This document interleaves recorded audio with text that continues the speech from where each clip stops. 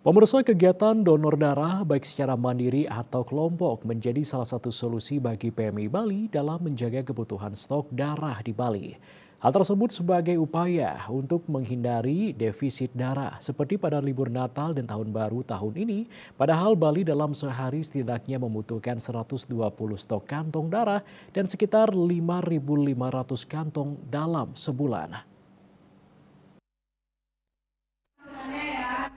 Inilah salah satu kegiatan donor darah yang diadakan di Desa Biaung, Kecamatan Sukawati, Gianyar, Bali pada pertengahan bulan Januari 2024 ini.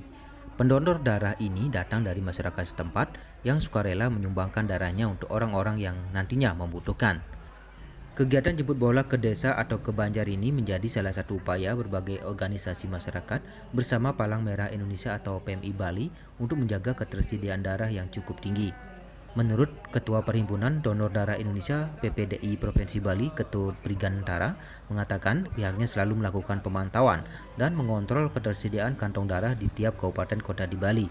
Hasilnya diketahui jika kebutuhan stok darah di Bali rata-rata per hari mencapai 120 kantong dan sekitar 5.500 kantong dalam sebulan.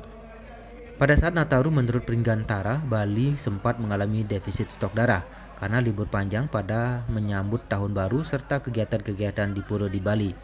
Hal tersebut menyebabkan ada penurunan dalam kegiatan donor darah secara rutin dan berkala. Melihat kondisi tersebut, PPDI Provinsi Bali bersama dengan berbagai pihak terus melakukan sosialisasi seperti ke lingkungan kampus dan tempat-tempat ibadah untuk bisa menjaring pendonor darah baru. Kebutuhan darah setiap hari yaitu 120 kantong everyday, kemudian 5.500 lebih bahkan kebutuhan darah selama sebulan.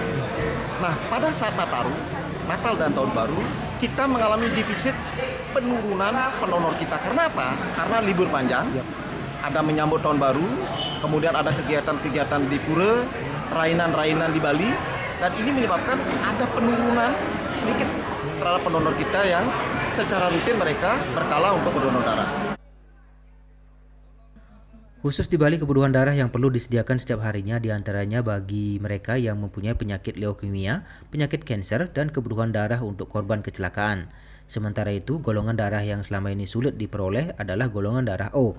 Belum lagi kebutuhan darah untuk warga negara asing yang cenderung berbeda dengan orang Indonesia.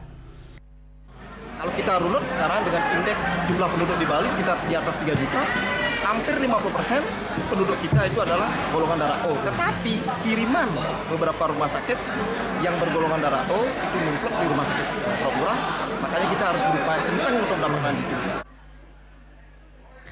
Untuk itu pihaknya berharap kepada seluruh kelompok pendonor diharapkan tetap mau berkontribusi mendonorkan darahnya untuk memenuhi kebutuhan stok darah.